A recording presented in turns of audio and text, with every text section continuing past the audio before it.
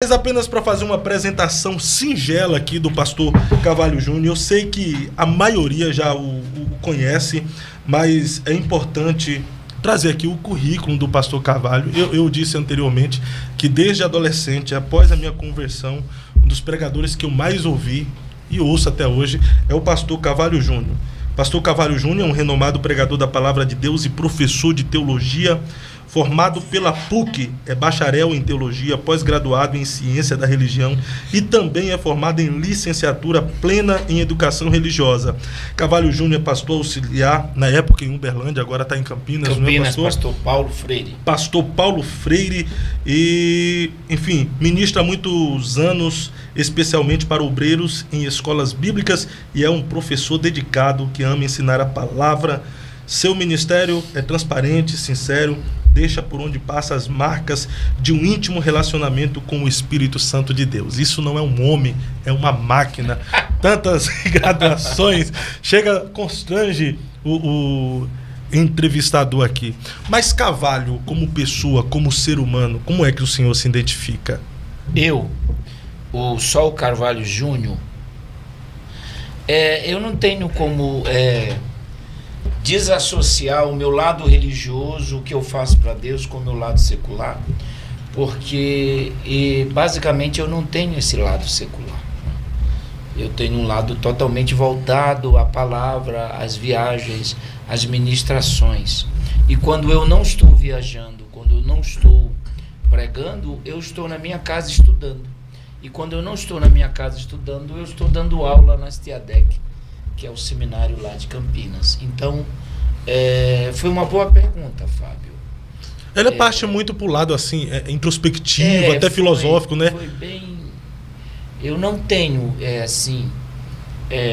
em 30 anos eu não tenho... eu tirei uma férias. Todas as vezes que eu saio de casa é para atender o compromisso. Então, me deixou até meio... melancólico agora. Eu fiquei pensativo, porque não há necessidade da mentira, não é? Então a minha vida secular, ela está associada à minha vida ministerial. Então essa pergunta, uma coisa só. Então essa pergunta, quem é você, te confronta de alguma forma? Muito, porque eu fiquei confrontado agora. Porque se eu estou na minha casa, hoje cuidando da Laida, depois nós podemos tocar nesse assunto, sim, né?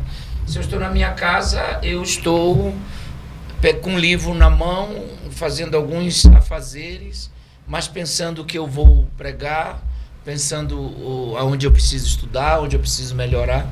Então, depois de um belo almoço que tivemos hoje, essa pergunta foi uma bomba dentro de mim agora. Existiu o Carvalho antes de conhecer a Jesus? Não. O senhor já veio de um lar cristão? O meu pai era... eu sou neto de um macumbeiro chamado Velho Jorge, né? E meu pai também não era bem dedicado a essa área do meu avô, mas não tinha um relacionamento. Eu sou de uma família um pouco complicada, não é? Minha mãe era crente, o meu pai com muito trabalho, neto de macumbeiro, e eu meu lar é um lar comum, muito simples. Nós não tínhamos riquezas, nós não tínhamos nem água encanada a princípio. A primeira casa que eu tenho na minha mente nós não tínhamos água, era poço, não é? Dormíamos em rede, casas de madeira. Minha casa era aquelas casinhas. O banheiro é lá no fundo, realmente, sim, que era uma caixa, né? Então é a primeira ideia de casa que eu me lembro. E depois a gente foi para uma casa que tinha água encanada, tinha banheiro dentro. E é interessante isso, queridos, que quando eu cheguei, a primeira vez que eu entrei na minha casa, com a minha família, que tinha o banheiro dentro de casa, eu vivia querendo ir no banheiro. Porque isso para mim causava um susto. De madrugada, quando minhas irmãs queriam ir, o pai tinha que mandar a gente levar. A gente que tinha que levar uma vela, uma lanterna. É uma coisa muito... E quando nós chegamos, mudamos desse local para onde a primeira casa com banheiro, Era uma coisa fascinante, porque eu não fui criado numa casa que tinha um banheiro dentro. Uau. Pastor, e mesmo vindo de uma família complicada, conforme o senhor disse aí, o senhor manteve-se como um cristão, como um servo de Deus. Foi desafiador? É a minha mãe. Minha mãe era uma assembleana bem roxa, não é? Sofreu muito com meu pai, eu vi algumas situações. E meu pai morreu salvo, mas foi aquela salvação no último momento, né? Deus teve que acamá-lo, ele teve que ficar doente para Deus levá-lo. E a minha mãe, São Luís, maranhense, tinha um jeito peculiar, né? Os pais antigamente, meus pais tinham pouco conhecimento, minha mãe também. E então ela nos criou dentro daquilo que ela achava interessante, dentro da igreja e tal. Eu vivo na igreja até hoje. Do tempo que eu me conheço, que eu tenho uma ideia, uma memória de infância, até sentado aqui nessa mesa com os meus amigos, eu vivi dentro da igreja. Mas até para brincar, alguma coisa tinha que ser dentro da igreja, que era o tal da EBF, né? Escola Bíblica de Férias. Escola Bíblica de Férias. Então, eu brincava assim. Era uma brincadeirinha de crente ainda. De crente, quer dizer, minha vida toda é igreja. Eu tenho um amigo chamado Joás, e ele tinha na época 2 filhas pequenas. E ele dizia algo interessante que eu nunca esqueci. Ele dizia: Pastor Carvalho, no caso, meu amigo disse Carvalho, eu chamo minhas filhas para ir para a igreja e elas dizem: nossa, pai, só igreja, igreja, igreja. Então a minha vida foi essa: igreja, igreja, igreja. Por exemplo, eu chego em Colombo, vou ministrar. Eu tenho que optar. Eu só saio de casa mesmo para Jasremas. Essa pergunta que eu vou fazer agora, ela confronta. Ele me estourou hoje, né? Não, Ele fez essa pergunta. Te levou a uma reflexão do meu social. Introspectiva. Foi essa aqui já vai confrontar o senhor também. Não sei como é que o senhor vai responder ela, mas geralmente as suas respostas é que me leva à construção de uma pergunta. O senhor disse que desde criança, igreja, igreja, igreja, igreja, e hoje também igreja, igreja, igreja. O senhor é feliz com essa vida que leva de igreja, igreja, igreja? Sou. Deixa eu contar uma coisa para vocês todos. Eu amo a palavra de Deus. Amo.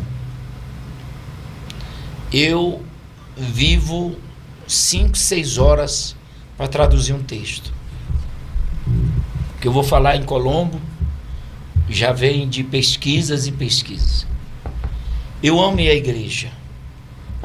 Eu amo ir à igreja. Eu vou à igreja não porque eu não tenha um outro local para ir. Não.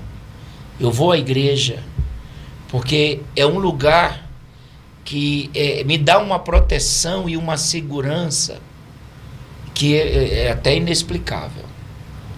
Não me arrependo de nada. Não me arrependo de nada. Não me arrependo em 1988, ir para o instituto. Não me arrependo de deixar de fazer muitas coisas por causa da igreja. Porque eu, com 54 anos, eu sou da geração bem mais radical. O pessoal era bem duro.